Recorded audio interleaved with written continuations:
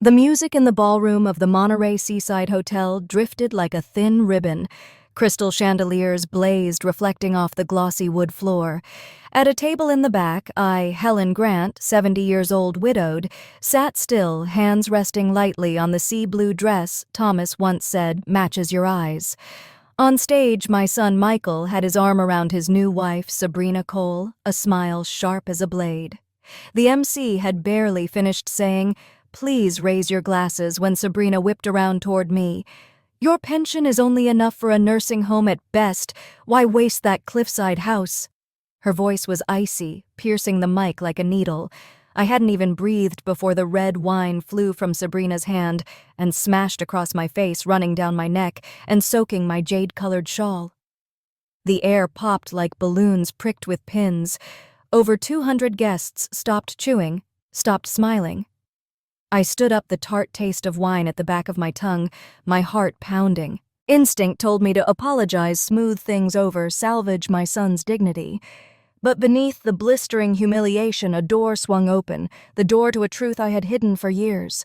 I looked at Michael. His head was lowered, eyes fixed on the floor, hands clenched. Not a word. That silence was colder than wine, heavier than any insult. Sabrina smiled, her white gown glittering eyes like mirrors measuring other people's wallets. "You should be reasonable. That house is too big for an older woman. My husband and I need a place to start." A start, I wiped the sweat off Michael's forehead when he learned to walk on salt-damp boards. I patched every crack in the window when storms whipped the sea cliff rocks. A home is not a brick. You bet on a reckless beginning.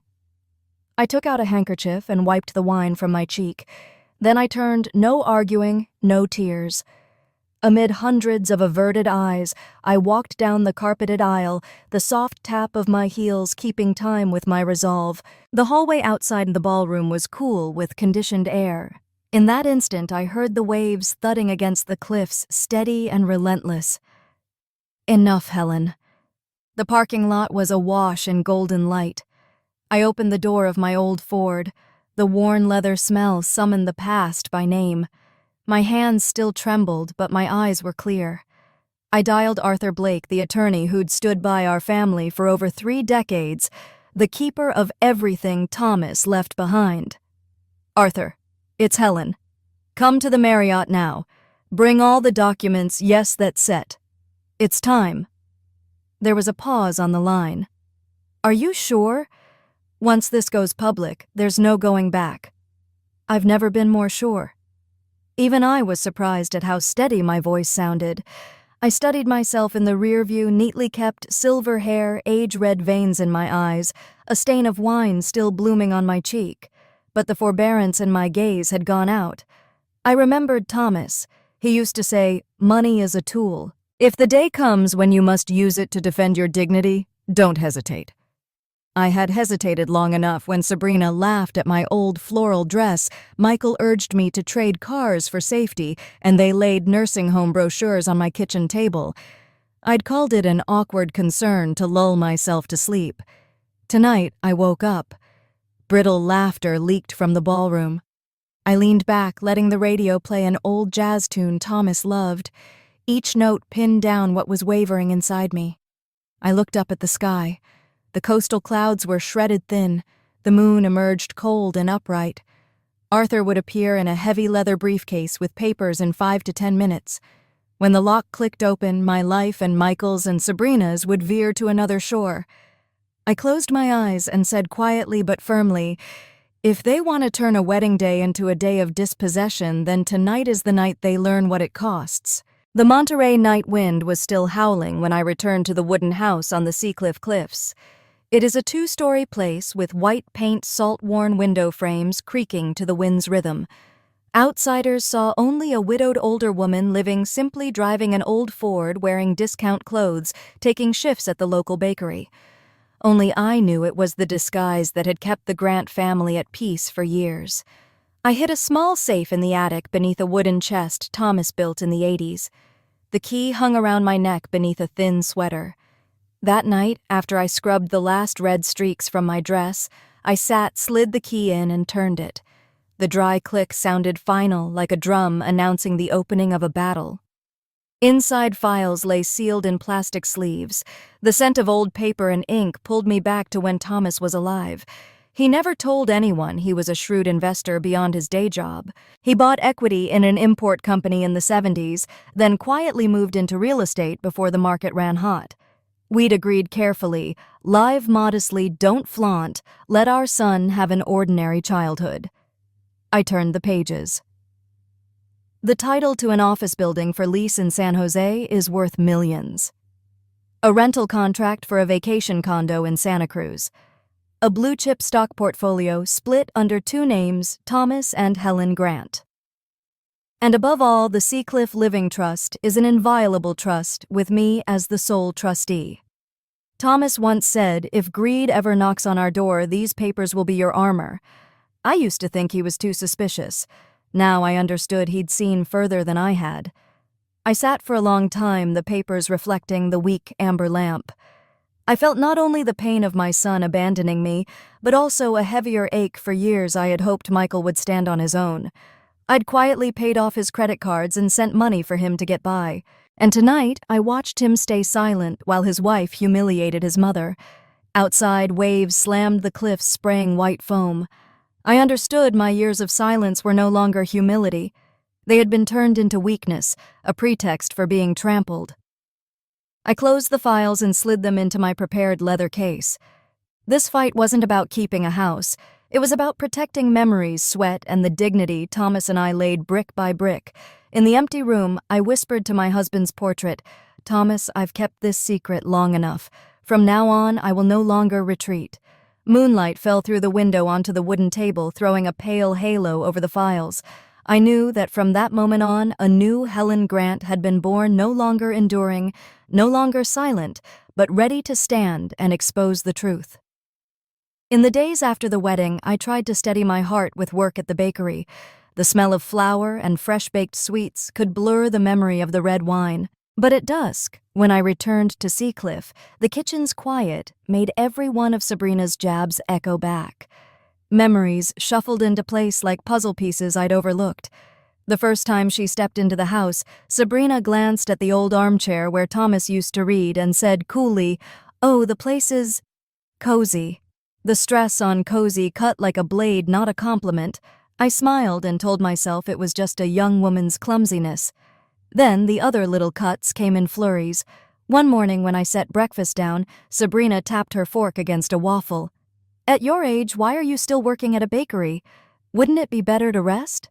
Michael sat beside her and didn't defend me. Instead, he added, "She's right, Mom. You don't need to push yourself." I stayed quiet, swallowing the feeling of being treated as a burden. I worked not for the money, but to feel useful. But Michael's bright eyes were turned wholly toward Sabrina. The words lodged in my throat. Another time I drove them to the market in my old Ford. Sabrina sat in the back, perfume thick in the air. She laughed. "This car must be dangerous on the freeway. Michael maybe sell it for scrap and buy her something new." Michael glanced at the dashboard and nodded as if mesmerized, Mom. "I agree. Safety matters." I felt my heart crack another line. The house, the car, the simple clothes, these had been choices Thomas and I made to honor humility and teach our son the value of work. Now, each choice was twisted into evidence that I was outdated. Every remark, every smirk from Sabrina was a small blade, not enough to fell me at once, but enough to etch deep. Worst of all was Michael's silence. The boy who once gripped my hand trembling through his first steps now stood with his wife on every point, as if our past were only vapor. One summer evening, I sat on the porch, listening to the sea knock against the rock. Inside, Michael and Sabrina murmured. I heard Sabrina's knife-sharp voice. "Look at this place, it's a museum. If we sell it, we can pay our debts and still buy a condo in the city." "You want to keep living like this?" Michael answered with a sigh, followed by that frightening quiet. Through the glass, I watched them tilt their heads over a real estate magazine. Sabrina's eyes didn't see a home. They appraised a commodity. And Michael, my son, did not object. I remembered Thomas's last warning. "Never underestimate greed, Helen. It can turn family into strangers." I had laughed then and called him a worrier. Tonight the line felt prophetic. The ocean wind slapped my face, salty and cold. I hugged a cooling cup of tea, a hazy resolve stirring in me. These little blades could bleed me slowly, but I wouldn't let them become the final strike. That morning I woke while the sea was still in fog. The waves murmured against the cliff under the house, a warning refrain. I brewed black coffee, sat in the familiar kitchen, and watched pale light creep across the blotchy wall. Everything here bore Thomas's fingerprints. The dining table, he buffed himself. The cabinet, he repaired 3 times for termites. To Sabrina, it was junk. To me, it was life. I knew I couldn't keep playing the patient mother. The wedding night wine hadn't just shamed me, it burned away the last of my patience. If I wanted to protect this home, I had to move first. I opened the small safe and pulled out the thick file I'd reviewed the night before. Dawn light fell across the numbers: company shares, property deeds, long-term leases. Each page was a brick Thomas left me, building a wall stronger than any house. I breathed deep. I could feel the weight on my shoulders to keep the house and the memories from being traded like a commodity. I called Arthur Blake, our attorney, for over 30 years. His voice was steady. "Helen, where do you want me to begin?" Everything I said. Update the will. Move most assets into a charitable foundation after I'm gone. As for Seacliff, please place it in an irrevocable trust so no one can sell or encumber it. Arthur paused, then spoke slowly. "That's a decisive move. Are you ready? It means Michael won't be able to lay a hand on any of it." I closed my eyes. I saw Michael as a child for a heartbeat, hair sweaty from play, his tiny hand gripping mine on the first day of school. Then I saw him on the wedding night, head bowed while his wife threw wine at his mother. My heart tore, but my voice came out firm. Yes. I waited for him to stand on his own 2 feet. He chose to lean on greed. If this continues, I lose everything. We spent hours at Arthur's desk, combing through details. He guided me through a sheaf of signatures, each one slicing the blind tether I'd kept. From that moment, the house was beyond Michael and Sabrina's reach. The law made it a fortress. The afternoon sea wind stung my face with salt when I stepped outside. I knew I'd landed the first blow. Sabrina could think of me as a frail older woman who can be easily manipulated. She had no idea I'd set my pieces before she could make a move. That night I sat on the porch, the waves like a lullaby of resolve. On the table, the sealed file lay ready for the bank vault. In my leather diary, I wrote, "I am no longer on defense tonight. I have struck first. I will not stop." Moonlight spilled through the window and lit my reflection in the glass. No longer a woman trembling under contempt, but a new Helen Grant, clear-eyed and ready for a quiet, relentless war. Late that afternoon, clouds rolled in from the sea and the sky was a sheet of gray. I sat in the living room at Thomas's carved table, the newly signed papers stacked neatly, but my mind wouldn't rest. One question bored into me. Why are Sabrina and Michael so determined? Not just ordinary greed. Something else had to be driving it. I thought of Linda Park, a college friend who'd become a financial specialist in San Jose, quick, direct, iron-willed about secrecy. After years of little contact, I texted Linda saying I needed to meet. Urgent. The next day, in a small cafe, she studied my drawn face, listened, and nodded. "Helen, I can check their credit and financials. But are you sure? Sometimes the truth is crueler than suspicion." I gripped my hot cup, then nodded. "I've had enough. I need to know what I'm up against." 3 days later, Linda called urgent. "Come now. I found what you need." She slid a thick red folder toward me in her office, eyes worried. "Brace yourself. It's worse than you think." I opened it. The first line punched me: credit card debt over $80,000. I skimmed statement after statement. Louis Vuitton, Gucci, fine dining in San Francisco, trips to Cancun and Hawaii. Nothing essential, only excess. Next page, 2 auto loans.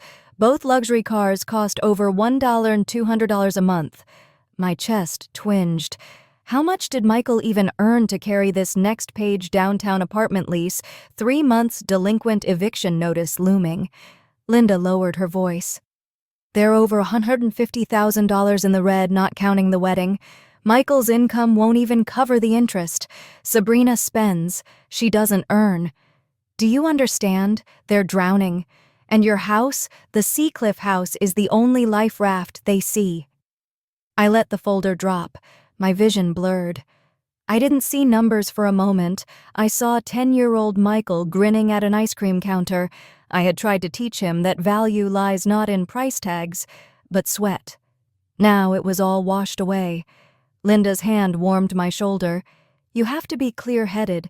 They're not thinking about you, only about their debt. If you soften, that house will vanish to pay those bills. I sat frozen, heart aching and cold. So every word Sabrina said, every hungry glance at Sea Cliff, had a reason. They'd planned it, pressure me into handing over the house to bail out their waste. I sat in darkness that night at home, the waves the only sound. I spread the folder on the table, each page with a knife. In the dim, I wrote in my small journal, "My son is lost. He no longer sees me as a mother, but as a bank on demand. I will not let them turn my and Thomas's life's work into scrap to pay debt. If they want a war, I will wage it." Outside, the wind howled harder than usual. I knew the real storm in this family had begun to form. Michael's wedding day arrived with the stifling heat of early summer. The Monterey Hotel glowed like a palace, white ribbons running from the lobby to the ballroom. People laughed, toasted, and congratulated. But I, at the last table in a plain blue dress, felt only the weight in my chest. I knew this was no mere celebration. It was a battlefield I had to walk onto. When the music swelled, Michael and Sabrina stepped to the center. Spotlights made her white gown gleam like a queen's. Applause crashed around them. I stared at my son's face. He smiled, but it was strained like an invisible cord cinched around his throat. When the mic invited the groom's parents to speak, I rose, clutching the file hidden in my bag. Over 200 guests fell silent as I stepped onto the floor. Sabrina faltered, then smiled a blade's edge. Michael dropped his gaze. I began, voice level steady. "I am Helen Grant, the groom's mother. There were whispers, rumors about me being old, senile, living off a meager pension." I opened my bag and drew out the stack of papers. Under the lights, the red seals gleamed. "I've heard I have nothing but a pension. The truth is, I held titles to an office building, a rental condo, and stock accounts. These are what my husband left. I live not because I am poor, but for peace. That peace has been torn apart by greed." The room buzzed. Sabrina strode toward me, trying to yank the mic. "You're insane. This is my wedding, not your bragging stage." I turned the mic toward her. "Sabrina, did you forget your words? A pension belongs in a nursing home. The house should be handed over. Everyone hears you now." The air tightened like a drawn string.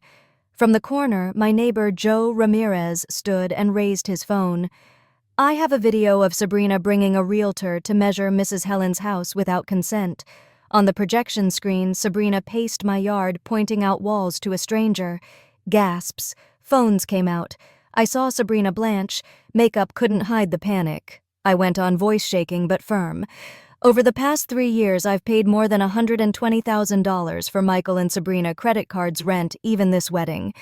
In return, I got humiliation and a plan to dump me in a nursing home." Murmurs swelled into indignation. A middle-aged guest shook his head. "Shameful." Michael finally looked up, lips trembling, speechless, like he'd just seen the pit he'd stumbled into. Sabrina screamed, "Don't listen! She's making it up!" But her bravado had shattered. I set the papers on a nearby table and looked at them. From this moment, I cut off all financial support. "The Sea Cliff house will never be yours. If you persist, I will answer with the law." No one spoke. Silence fell heavier than the killed music. I turned and walked away. Behind me, quarrels erupted, mixed with contemptuous whispers. Outside the ballroom, I lifted my eyes to the night. Clouds thinned. The moon stood cold and clear. I knew I'd turned the first card, and the real fight had only begun. 3 days after the chaotic wedding, urgent knocking rattled my door. A uniformed courier handed me a thick envelope stamped by the Monterey County Court. I stood frozen, then carried it to the kitchen table. When I opened it, the words struck like ice: petition for guardianship, my son and his wife asking the court to assess my capacity, claiming I was no longer competent to manage assets. My fingers shook. When persuasion failed to take the house, they chose cruelty, prove me unfit, and seize it legally. Attached were statements a detached neighbor claimed he'd seen me muttering on the porch. A wedding guest swore I'd acted erratically, shouted for no reason. I bit my lip until it bled. On paper, lies turned a normal mother into an incompetent woman. That night, I called Arthur. He wasn't surprised. I guessed they'd do this. But we have evidence. The first step is a formal evaluation with Dr. Simmons, head of neurology at Stanford. That report will be our shield. I nodded, swallowing the lump in my throat, a small light in the storm. On exam day, I sat before Dr. Simmons' desk. He asked dates, read strings of numbers, had me repeat them, and requested a childhood memory. I answered clearly. I even recited the poem Thomas always read on our anniversary. Signing the final form, my hand felt steadier than ever.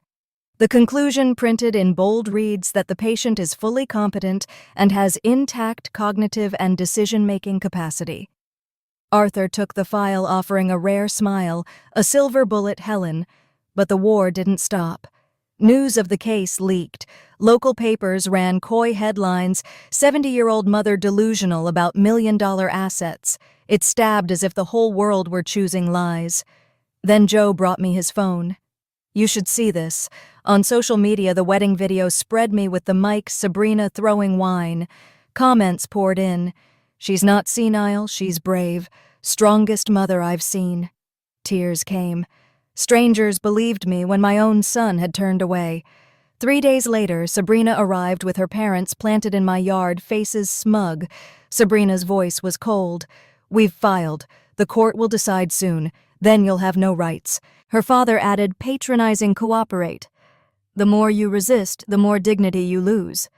I met their eyes, calm but iron. My dignity isn't yours to take. And false statements have a way of turning back. They left a trail of harsh perfume and hard heels. I shut the door and pressed my back against the wood. The pain still bled, but resolution took its place. I knew the next battle wouldn't be words, but court, where my son would sit opposite me to claim his mother's life as property. And I, Helen Grant, would walk into that fight with the truth in my hands. Court day came faster than I expected. Monterey wore a thin morning fog. The bay wind cut cold.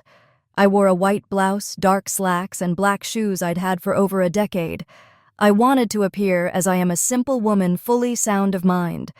Arthur picked me up. In the car, he glanced at the mirror and murmured, Helen, today, you're not only protecting assets. You're protecting your voice. You can do this. I nodded, hugging the file like my whole life. Outside the courthouse, the press waited. Flashes popped. Reporters pressed in. Are you afraid of losing control? What's your mental condition? I said nothing, walking straight back unbent, as though their stares couldn't pierce me. The courtroom was packed. I saw Michael and Sabrina across the aisle with their lawyer. Michael's face was gaunt eyes, evasive.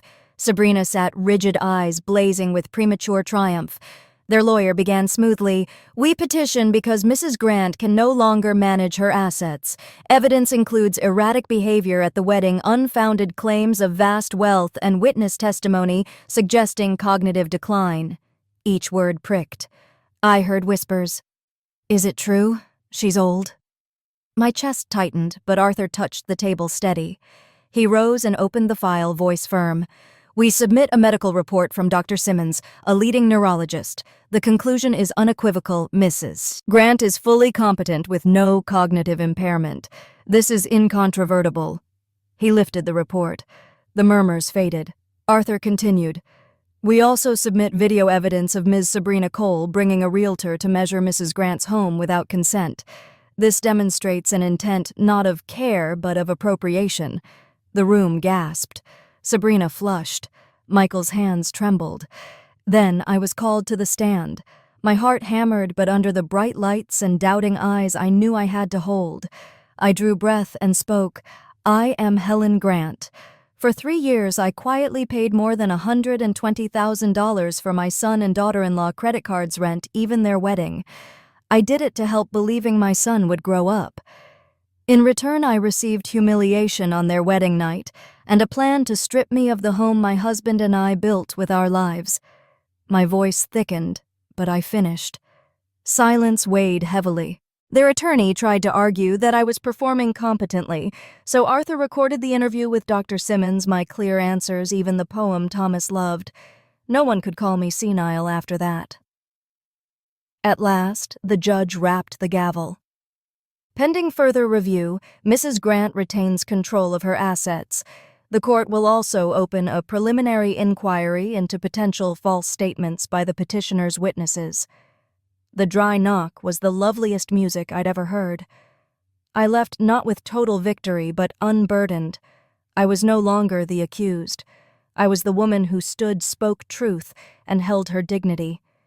In the corridor, I met Michael's eyes. He trembled, wanted to speak, then turned away. My heart stung, not from weakness this time, but from the necessary wound that proved I was right to stand my ground. The hearing was only the beginning. But for the first time in years, I wasn't afraid. That morning, the Monterey sky was apparent.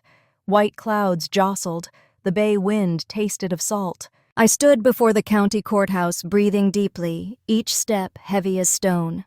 Months had passed since the chaotic wedding and the cruel petition for guardianship. Today, the court would rule. Light from the windows fell stark across faces. Sabrina sat upright in a cream blazer lipstick blazing red. She clung to a counterfeit confidence, eyes darting, fingers digging into Michael's arm. My son looked haggard, with deep rings under his eyes, gaze averted. The boy who once chased the Seacliff sands was gone. The judge convened. Sabrina's side tried once more to paint me unstable, claiming my public disclosure of assets was a manic outburst.